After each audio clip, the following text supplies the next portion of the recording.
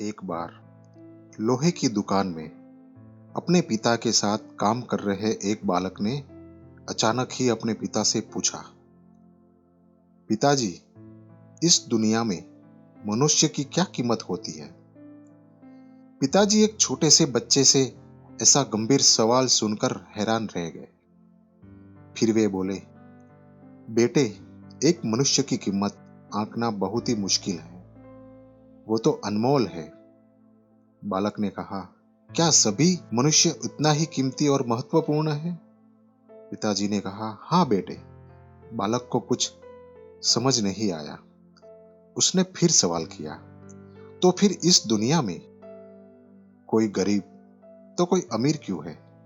किसी को कम मान मिलता है, किसी को ज्यादा मान मिलता है, ऐसा क्यों है? सवाल सुनकर पिताजी कुछ देर तक शांत रहे। फिर बालक को गोदाम में पड़ा एक लोहे का सलिया लाने को कहा। सलिया लाते ही पिताजी ने बालक से पूछा, इसकी क्या कीमत होगी? बालक ने कहा, लगभग 200 रुपये। पिताजी ने कहा, अगर मैं इसके बहुत से छोटे छोटे कील बना दूं, तो इसकी क्या कीमत हो जाएगी?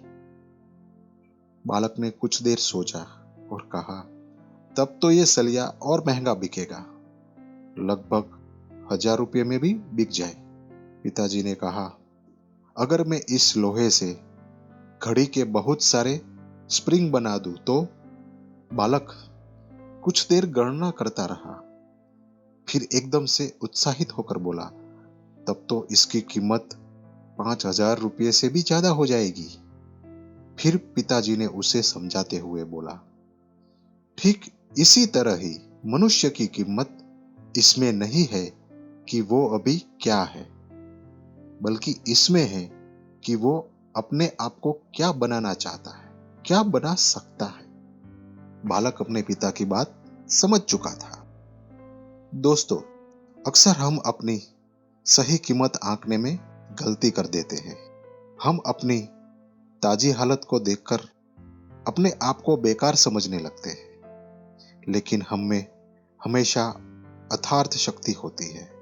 हमारा जीवन हमेशा संभावनाओं से भरा हुआ है। हमारे जीवन में कई बार स्थितियां अच्छी नहीं होती, पर इससे हमारी कीमत कभी कम नहीं होती है। मनुष्य के रूप में हमारा जन्म इस दुनिया में इसीलिए हुआ है। इसका मतलब है हम बहुत खास हैं।